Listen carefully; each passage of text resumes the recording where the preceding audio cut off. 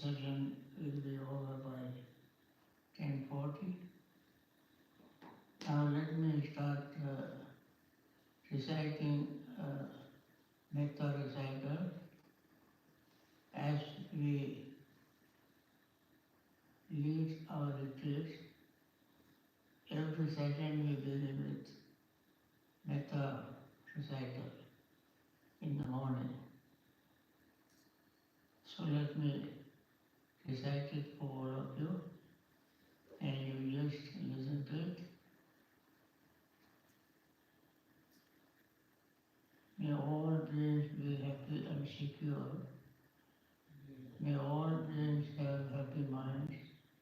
Whatever living beings there may be, without exception, weak or strong, long, large, medium, short, subtle or gross, visible or invisible, living near or far, born or coming to birth, may all beings have happy minds. Let no one deceive another, nor despise anyone anywhere, neither from anger nor ill will should anyone be shown to another.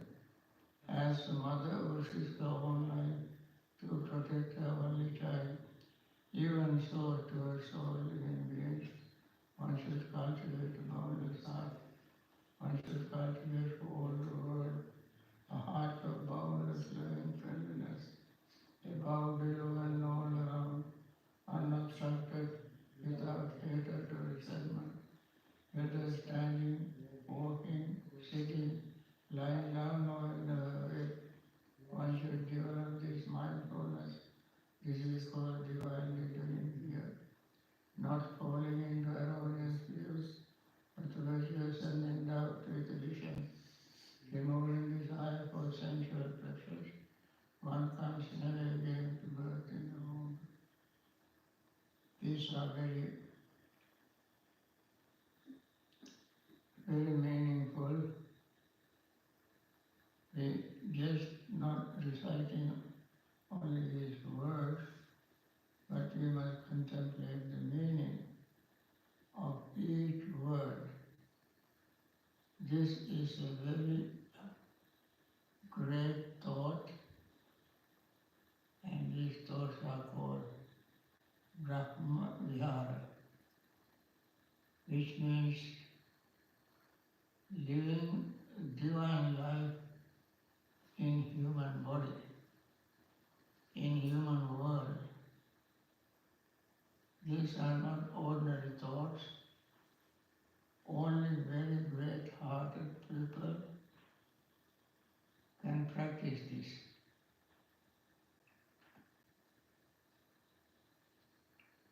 We want to include all living beings in our metta practice. We don't want to preclude anybody, anyone, anywhere. We want all of them to be in the same peaceful mental state as we like to have. And therefore, our meditation sessions, every session, we begin with this recital.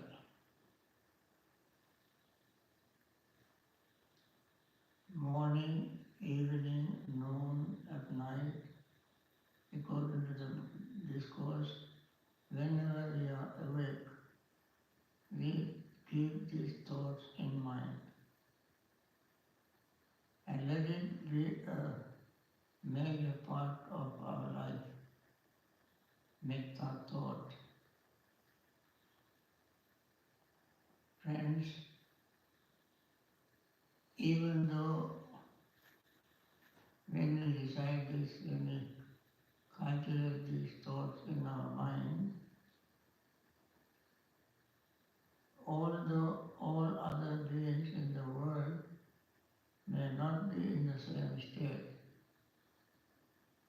we wish all of them to be happy, peaceful.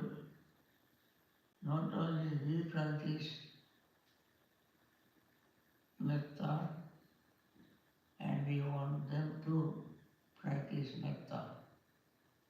Not only we want to be free from anger, we want them to be free from anger.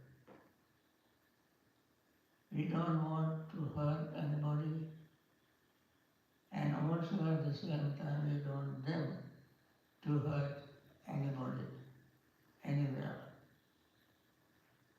In practical sense, it may not work, but in reality, in our mind, peace arises, tranquility arises, calmness arises, our anger fades away. When we practice metta, the Buddha said we will not be affected by fire, poison, and weapon. It is sometimes people take it literally and they think that if somebody stabs us from behind, the knife will not go through our body. That is not true. If somebody set fire to our clothes from behind, the clothes may not be burned. That is not true. If somebody put poison into a piece of cake and give us to eat, we eat. Poison go into our body. So, Buddha said when we practice metta, fire, weapon, poison would not affect us. How can we understand this? The Buddha never say something that cannot happen. He didn't tell lie. What he said was 100% true. Therefore, what it means is that when we practice metta, our fire of hatred, fire of greed, fire of delusion, weapon of greed, weapon of hatred, weapon of delusion, poison of fire, poison of greed, poison of hatred, poison of delusion will not affect us. The fire, poison, weapon are with us, within us. Our greed is our fire, hatred is our fire, delusion is our fire. And Buddha mentioned this in another discourse called Fire Sermon, Aditya Paryaya Sutta. Our eyes are on fire, ears are on fire, nose is on fire, tongue is on fire, body is on fire, and so forth. What fire is that? Fire of greed, hatred, and delusion. Birth, decay, death, sorrow, lamentation are our fires. We are burning in these fires all the time. When we practice metta, metta is so calm, cool, peaceful, that extinguishes all these fires. Greed fades away, hatred fades away, delusion fades away from our mind. and friends, we are consumed with this fire, poison and weapon. That is why the Buddha gave us this Dhamma medicine. Out of all the medicines in the world, this Dhamma medicine is effective, more effective to heal our mental impurities, remove them from our mind, develop our thought of friendliness, thought of love towards all living beings. When we practice metta, the whole world will not be peaceful. Wars will continue, murder will continue,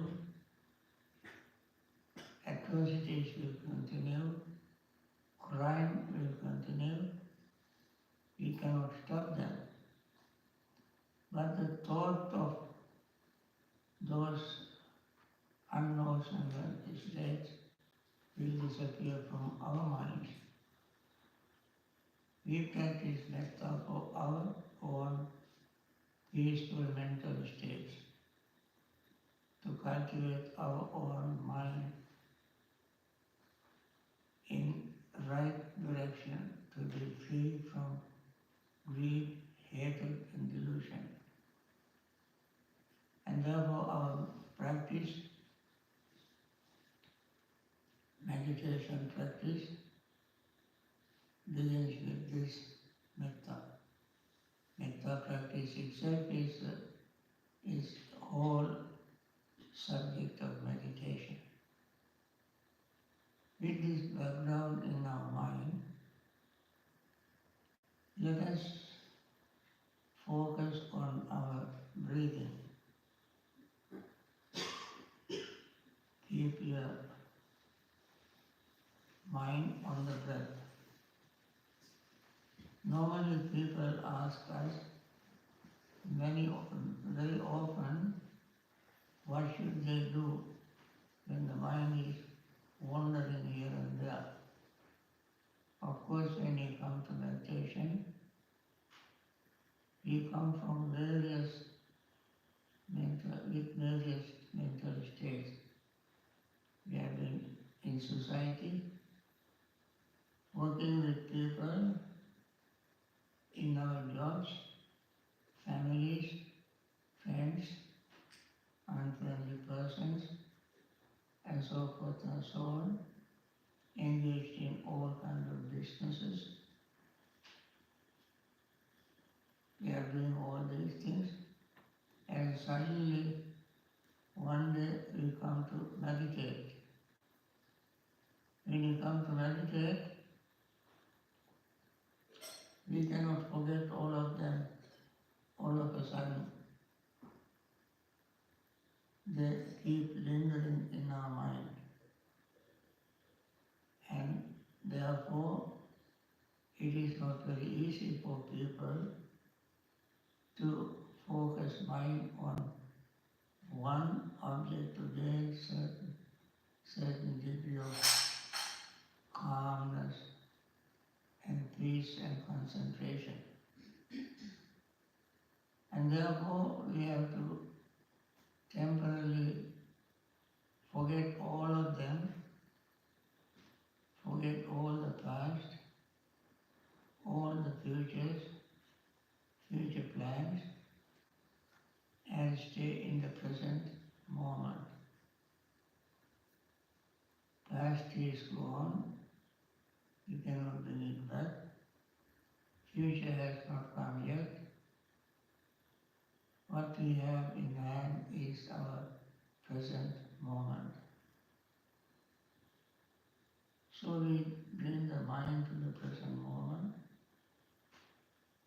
In order to bring the mind to the present moment, we use our own breath. which is present all the time, going in and out into our lungs, and we breathe in and out all the time. All we have to do is to focus our mind on the breath.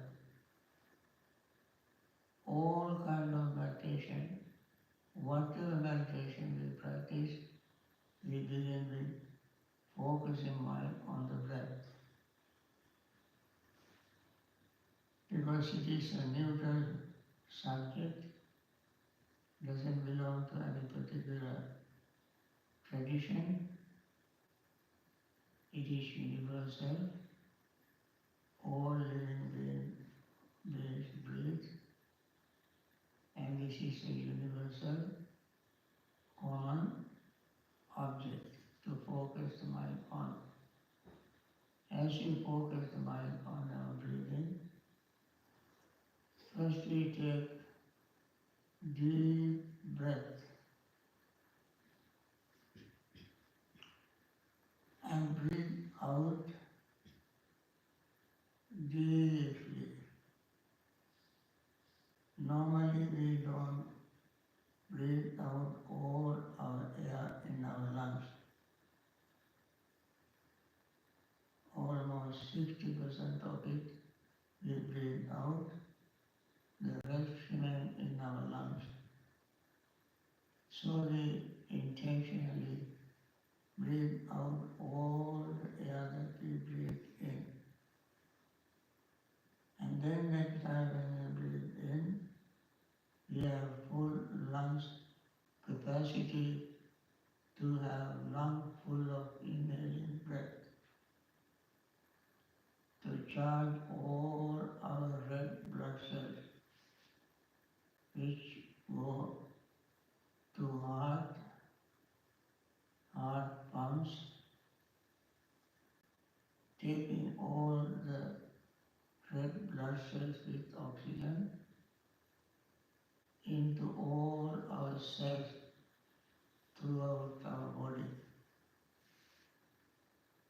And that is happening all the time. As we do this very mindfully, meaning without letting the mind wander here and there, we naturally gain certain degree of concentration.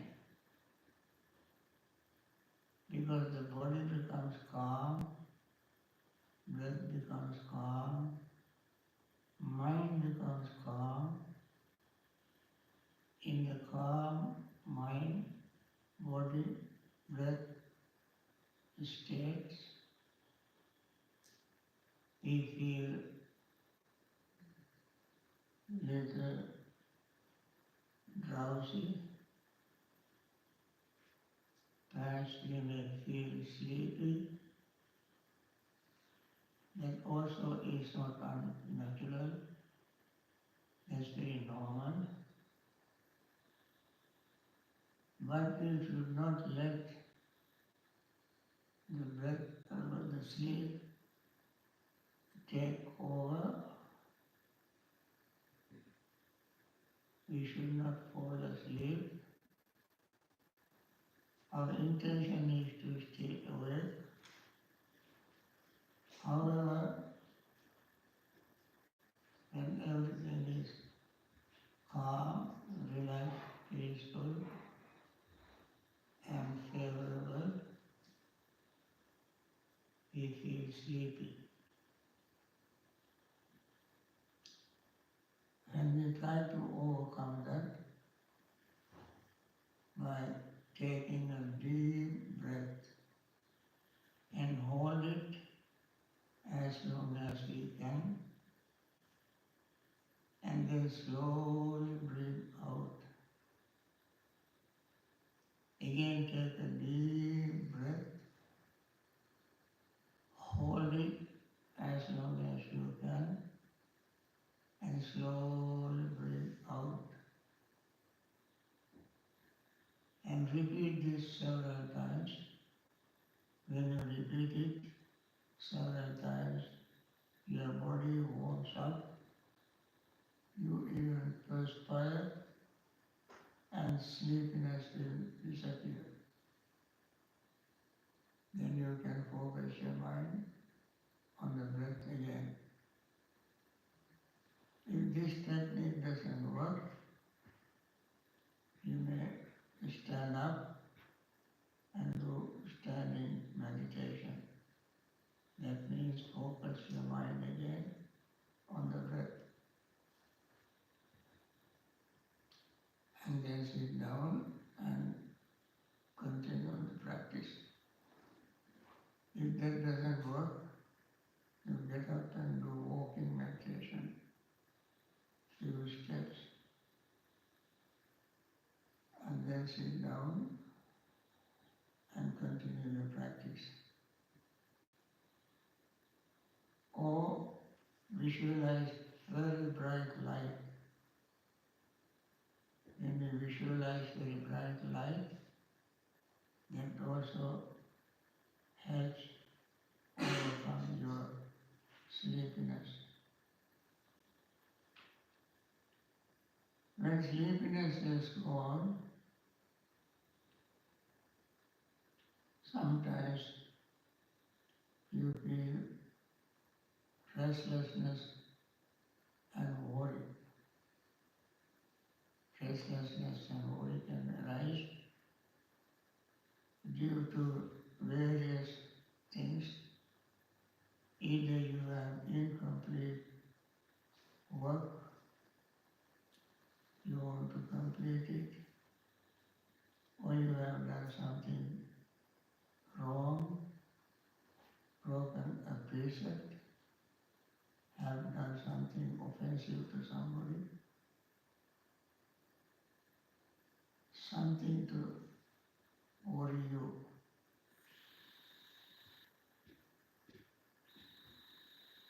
Therefore, bring the mind back to the breath again and try to forget the past and keep focusing mind on the breath. Sometimes you may have all this,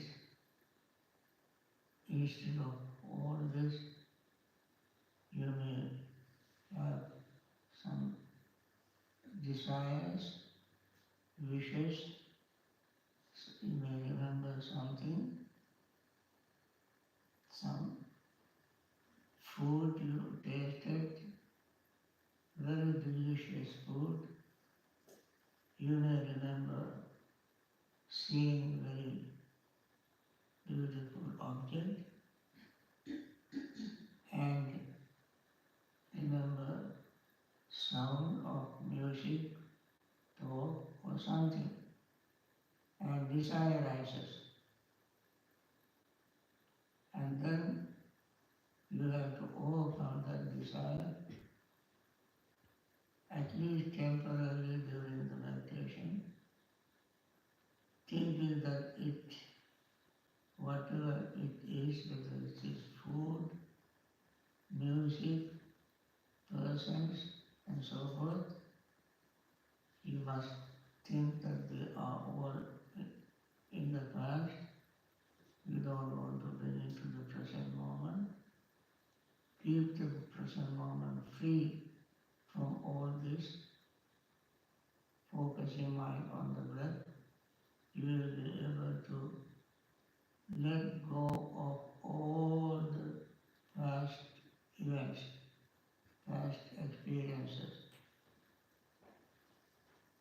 something unpleasant, something that you did not want to happen, but it happened. And yet, you cannot do anything about it. You let it go. Understanding the nature of existence, nature of life, and bring the mind back to the breath. Or you may have all kinds of doubts about yourself,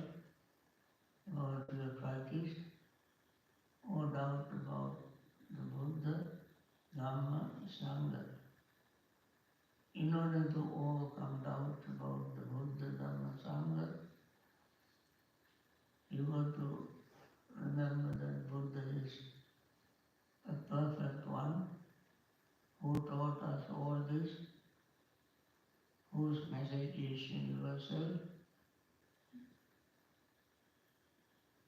without any discrimination. He taught the Dhamma,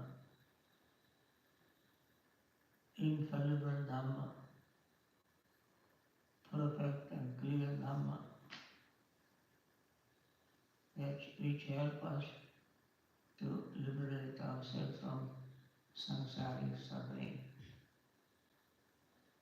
And the Dhamma itself is so noble, it is present, unaffected by time.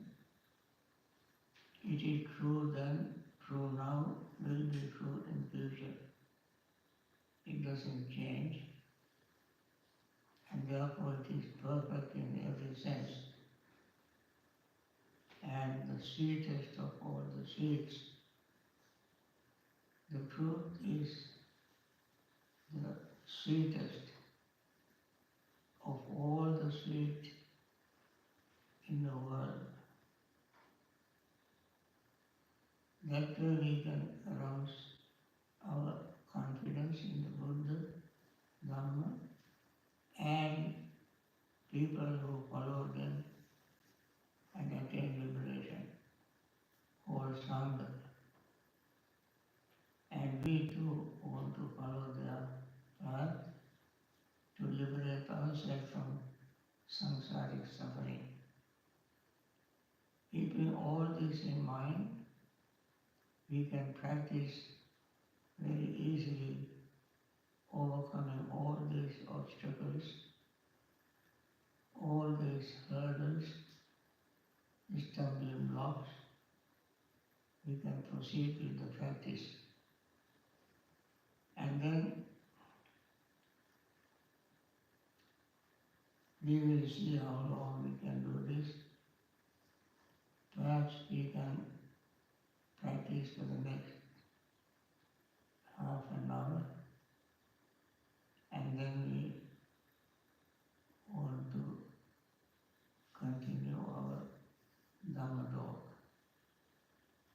Okay, now we will stop talking and we practice.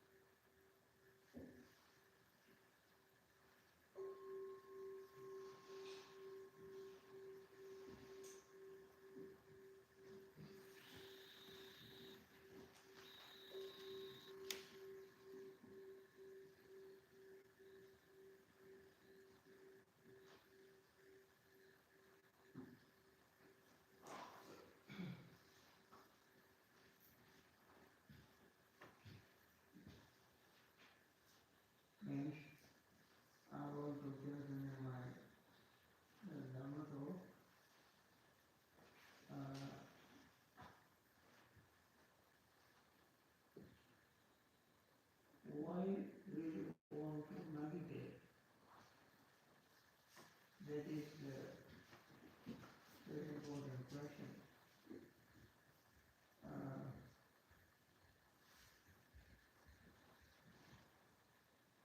We want to meditate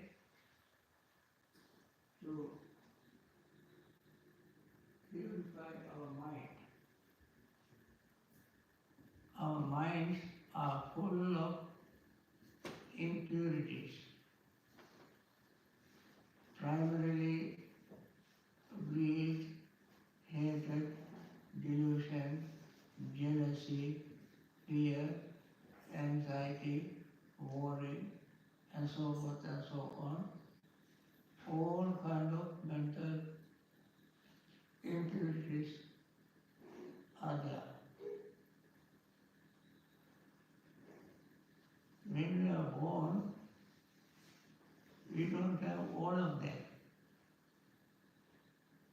But at that time our mind is relatively good and originally this mind is luminous. Buddha said this mind is luminous. But because of adventitious defilements, the mind becomes impure, unclean, polluted. And that is very true because of our families, environment, education, various type of conditioning make our mind impure, unclean. When the mind is impure and unclean, the luminosity disappears and a lot of impure state take charge of the mind. And we will be overwhelmed with these impure states. And therefore with this impure state, when we talk, think and act, the results follow us like the car that follows the hooves of the ox that pulls the car. This simile is very beautiful simile. Buddha used it in Dhammapada. First stanza in the Dhammapada. And if the mind is heavy, impure, all the thought, word, deeds also are heavy and painful. They will not bring us happy results. And therefore, in the first place, in order to make our life happy, peaceful, we have to clean the mind. You have to use a lot of detergent to clean the mind in order to remove these impurities. And meditation is very wonderful way, perfect way to clean the mind, purify the mind. And there are various ways of purification. There is a whole book written by Venerable Buddha Gosa. It is called The Path of Purification. Path of Purification. Using one discourse from the Majjhima Nikaya, Venerable Buddha Gosa expanded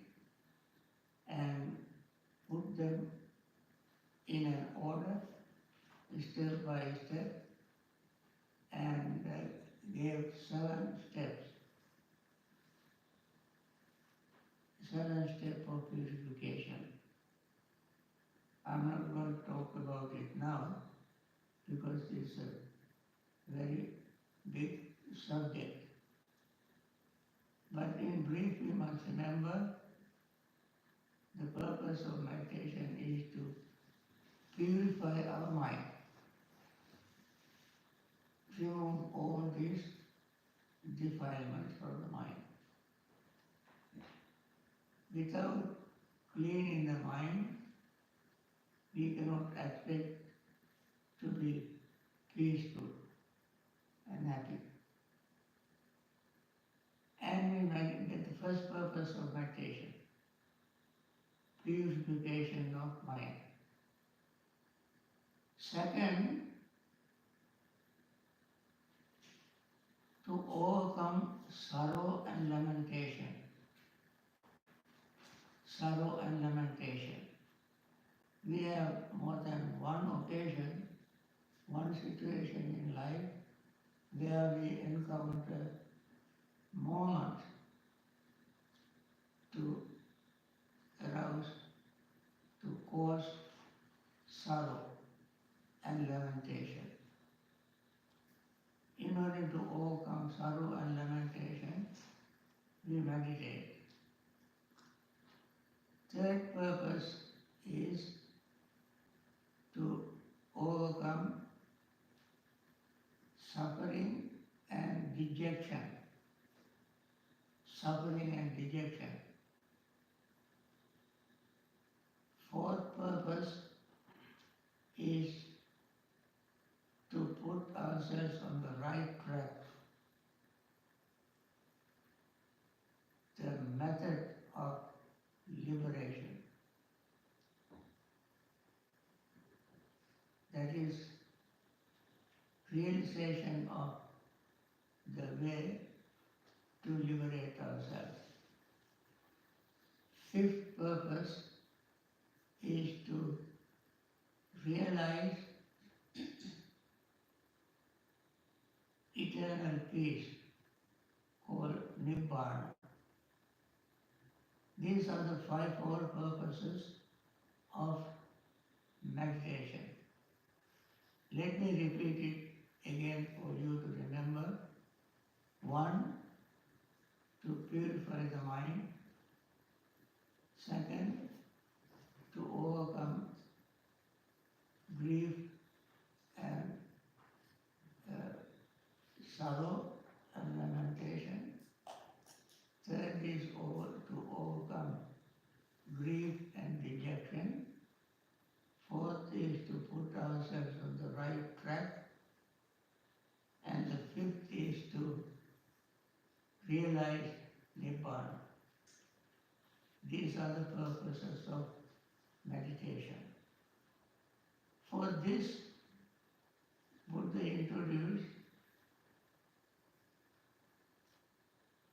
2 methods.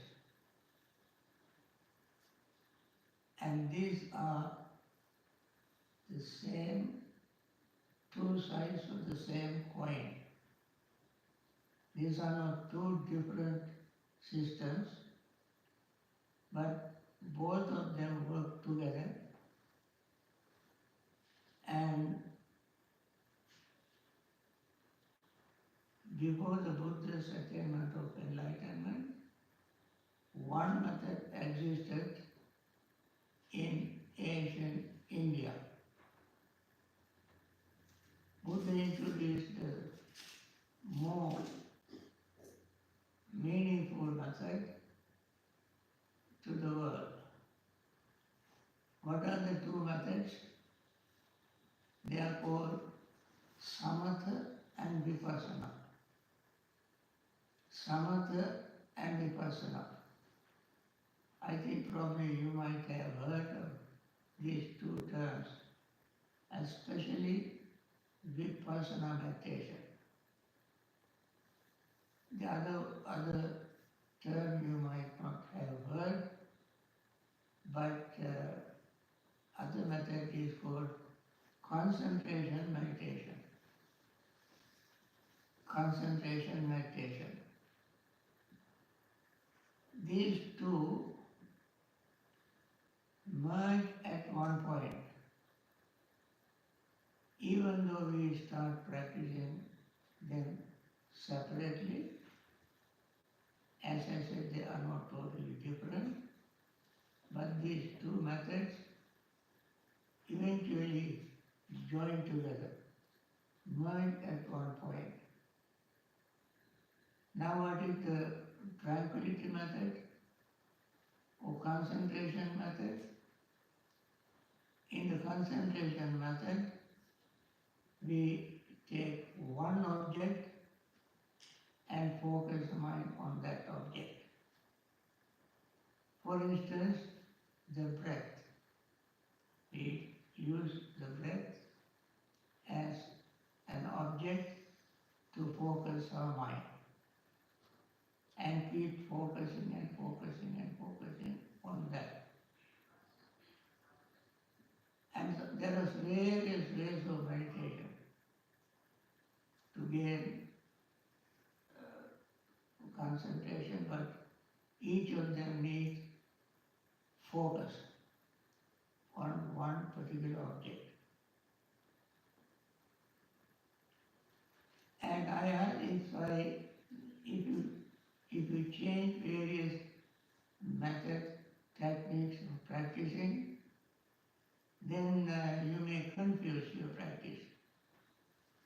And therefore, in order to get results, you must practice whatever you select, whatever you feel comfortable with, you select that. If you keep changing from one method to another very quickly without perfecting one, then you certainly will be confused. It is just like if I ask you to drill 100 feet deep hole to get water, you can cheat me saying that you dig 10 holes, 10 feet each, and tell me one day I drilled 100 feet but I did not get water. What you should have done is to drill one place 100 feet deep. Only then can you get water. If you drill 10 different holes, you cannot get water. Similarly, when you want to practice various things, you switch off to this, go to this teacher, that teacher, this method, that method, and so forth and so on, then you simply will be wasting your time going from this place to that place. I have seen many people who have gone to various places, eventually this all bunk. This doesn't work. This all mere gimmicks. I don't want to practice. I have seen people doing that.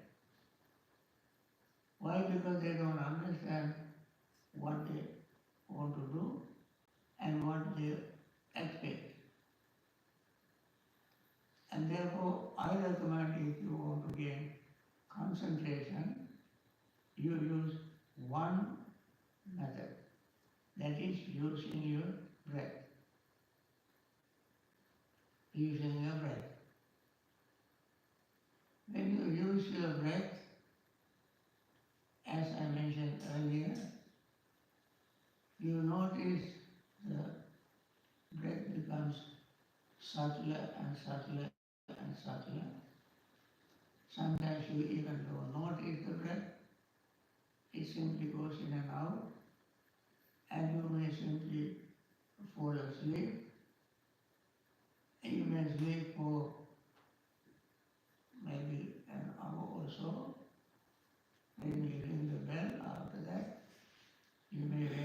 and say, oh, I had a very good concentration. What really has happened? That you had a good sleep. That is sleeping meditation. It doesn't matter, it happened to us very often. I mean, this advice is good for all of us. And therefore, we have to make a firm determination to stay awake. To stay awake. This is the Mara that comes and deceives us in the guise of concentration. And therefore we have to fight the Mara. Fight the Mara with the wisdom weapon of wisdom, and protect what we get. If you fight the Mara of sleepiness and awake and keep grinding our teeth to stay awake. Don't budge. Don't be succumb to sleepiness, drowsiness, restlessness, worry, anger, greed, doubt.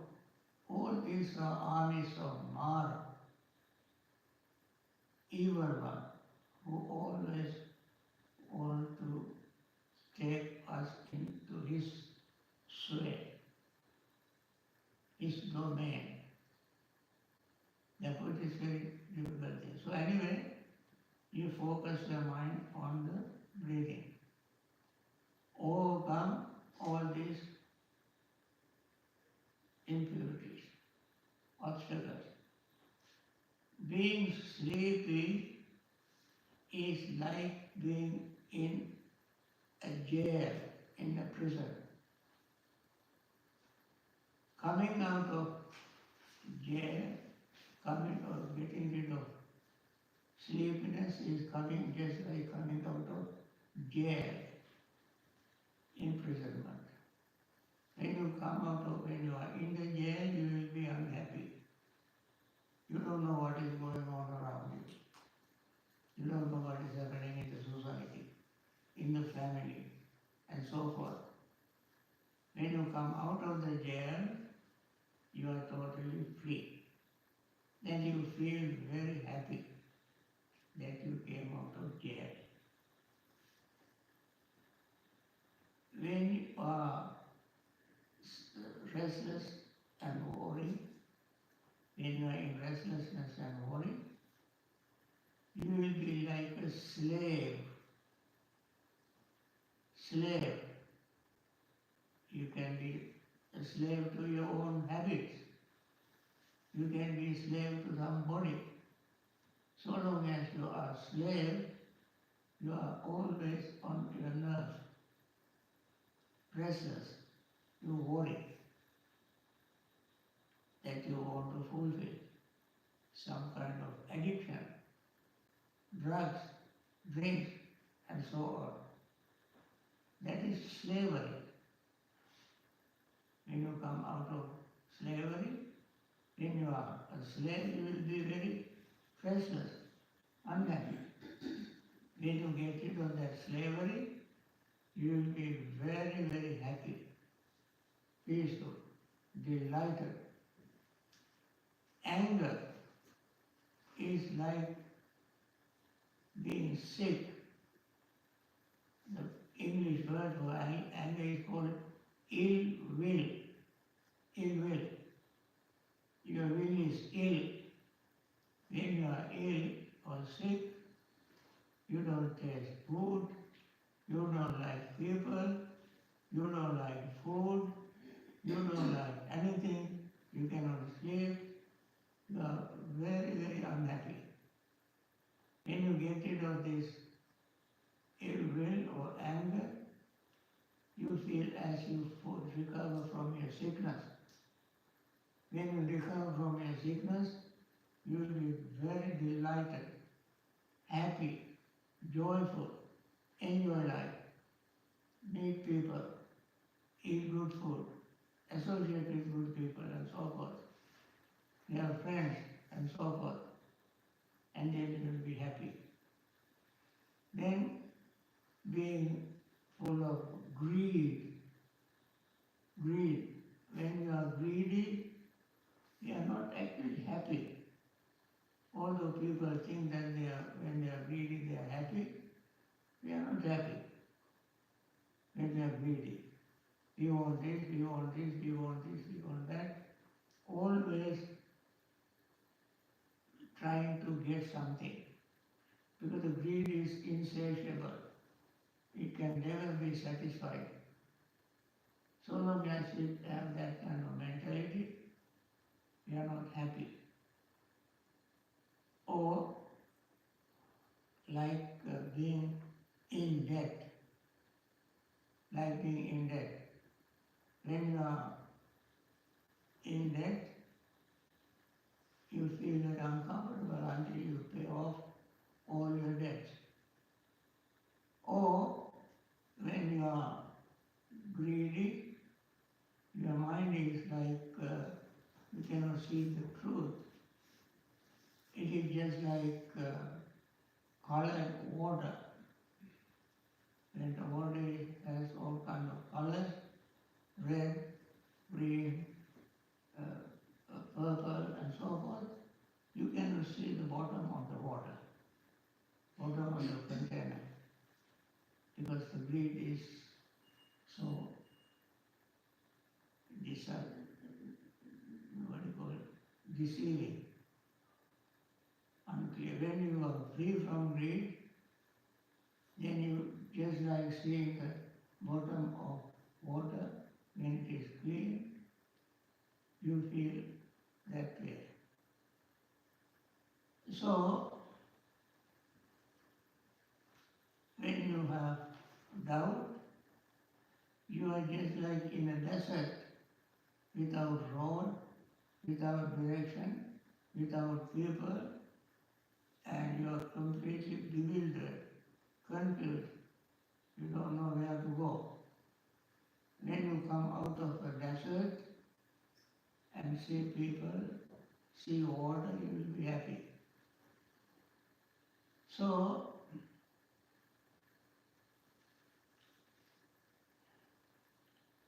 we have to overcome all these defilements, obstacles, in order to have this joyful, happy state. That is called state of tranquility, which leads to happiness.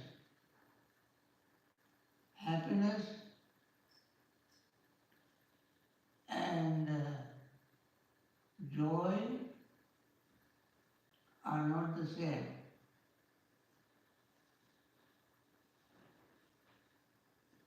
Joy is like in anticipation of something, you have joy. Happiness is contentment. Happiness is contentment. That means when you fulfill what you expect, then you have happiness. You are happy. Happiness is not something physical. In this practice, happiness is mental. To illustrate the difference between joy and happiness, I must make a simile. Suppose you are traveling in a desert where there is no water, you are hungry, tired, thirsty, and suddenly you see somebody coming towards you with wet hair, wet clothes, wet body, fresh face. You see somebody coming towards you.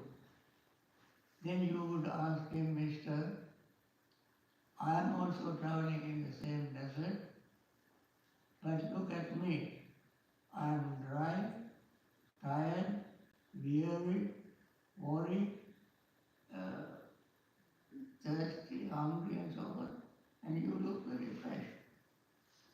the secret. This man would say, Mister, I met an oasis, little lake in the middle of the desert. It is full of water, lotus, fresh water, clean water. I drank water, I swam in it, I ate lotus roots, clean and ate, so I am fresh. So this man hearing this message, good news, will be delighted, that is called joy.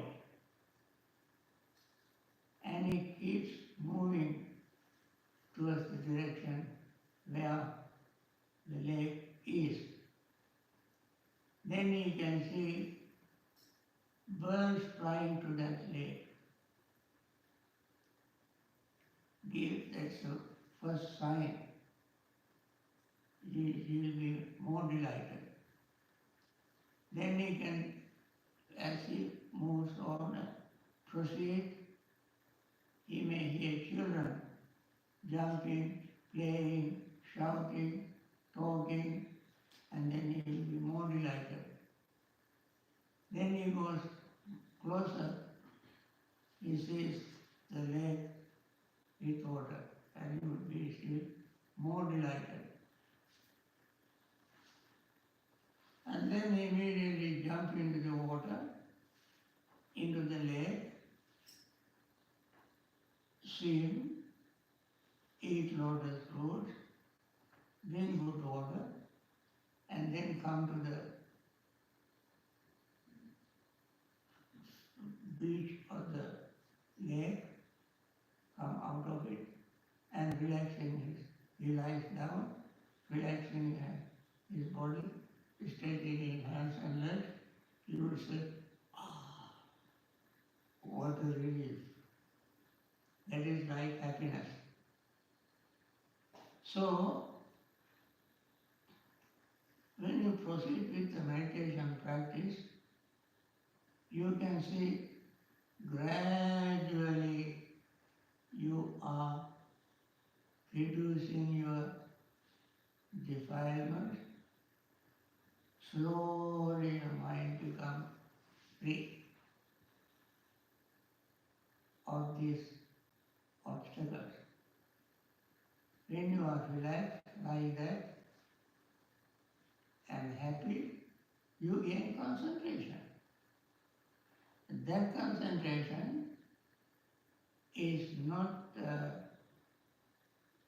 making you like a vegetable, as sometimes people think. When they gain concentration, they cannot hear, they cannot feel, they are just like a stone, vegetable. Not like that. In the Buddha's teaching, concentrated mind is extremely sharp and clear.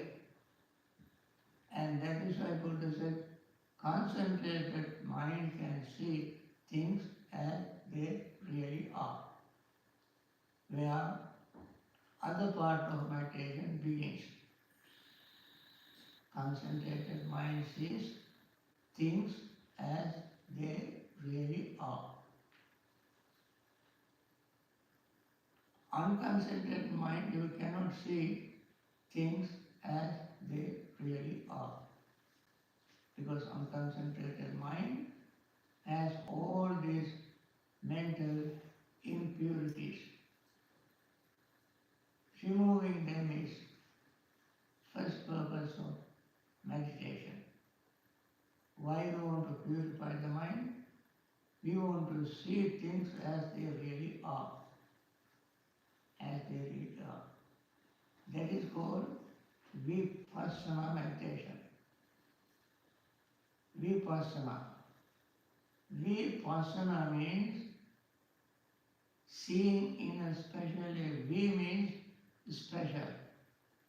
Vi in Pali word is Vishesa. Vishesa. From the word Vishesa, Vi we is taken out.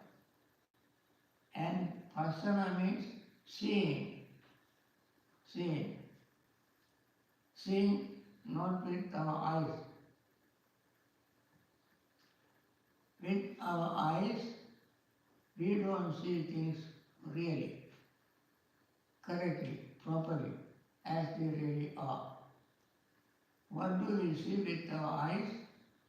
Color, shape, size, that's all. But behind this color, shape, size, reality is hidden. Reality will come out gradually and slowly, and that inner reality we can see with concentrated mind. That is called vipassana. Very special way of seeing. The special way is seeing not with eyes, but when eyes close. What can we see when the eyes close? Only darkness. But when you close our eyes, we can introspectively see. We can focus our mind within ourselves. Focus our mind within ourselves. To see things as they really are. It's a very heavy loaded sentence. Seeing things as they really are. What does it mean? Seeing with wisdom eye. Seeing with wisdom eye. Seeing things, what are the things? Things are form, feeling, perception, thought and consciousness. These are the things. These are all we have. What we have? Form, feeling, perception, thoughts and consciousness. In Buddhist terms, they are all called together aggregates. Aggregates. And these aggregates, each of them is, you don't like the word. Even though you don't like the word, I must use the word. Each of them is dukkha. Each of them is impermanent. Form is impermanent, feelings are impermanent, perception is impermanent, thoughts are impermanent, consciousness is impermanent. Can we find anything permanent there? When I talk about this, many people turn their back to me and they plug their ears. They don't want to hear that. They don't want to hear that. Because it is so pessimistic, unpalatable, not pleasing to our ears. So people don't like to hear. But can we run away from that? Can we run away from it? No. We have to face it. As we gain concentration, concentrated meditative mind can see them exactly as they are in very minute changes in them. Our body, as you all know, is changing all the time. Our body is changing. It is changing so much. We were born like unicellular being. Now we are multicellular beings with 56 trillion cells. Multiply, proliferate, and then they all slowly and gradually decline, becomes weak, and they become weak again and again. Eventually they cannot absorb oxygen anymore.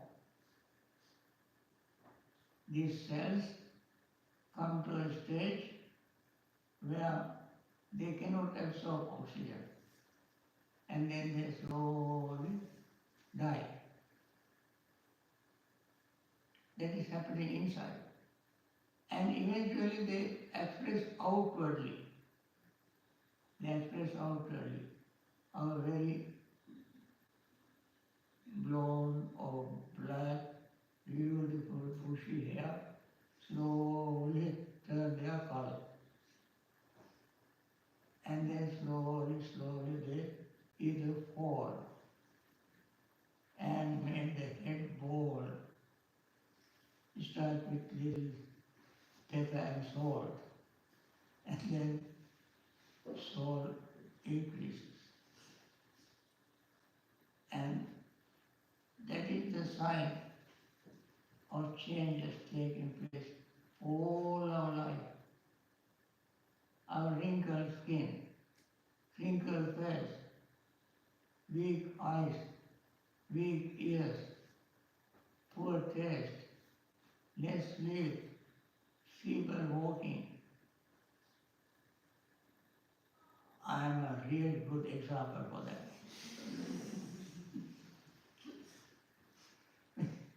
10, 15 years ago, if you came here, I was not walking like that. I was not walking like that. Now I am walking. When I walk, you can see. Friends, if we live long enough, this is what happened to all of us.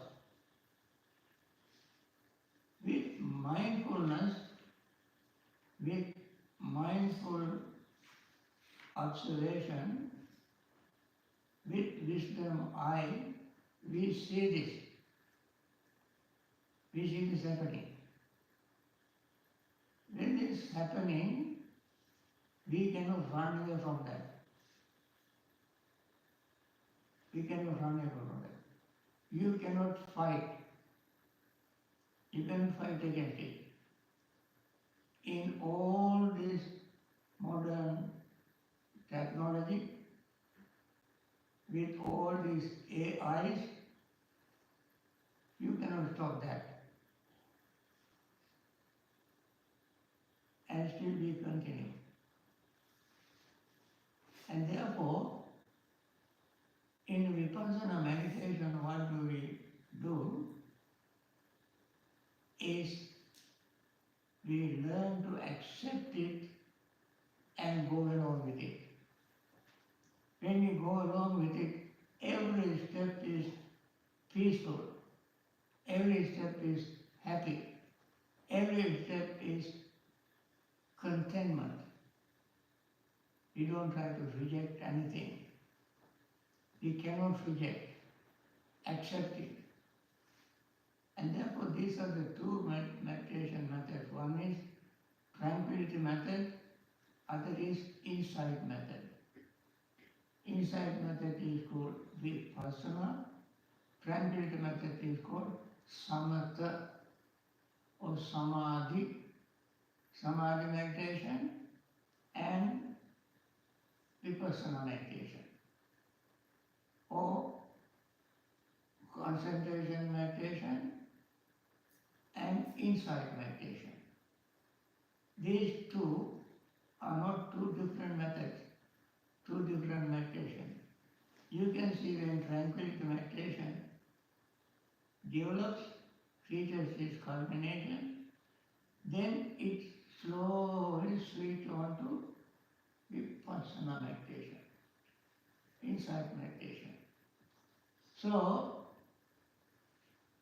when we meditate, start with tranquility meditation, end in vipassana meditation. Or you practice vipassana meditation and end with tranquility meditation. So this is how these two merge together. I said at one point, they all merge together. And therefore, friends, this introduction for all of you, even if you are advanced meditators or just bare zero beginner meditator, we have to become aware of both of them like this. We have to have a clear understanding of both of them. And therefore, we don't practice concentration at the expense of mindfulness. Neither mindfulness do we practice at the expense of concentration. These two go hand in hand together. So friends, that's all I can do today. As a thought, you hear the bell and we have to obey the bell. Just like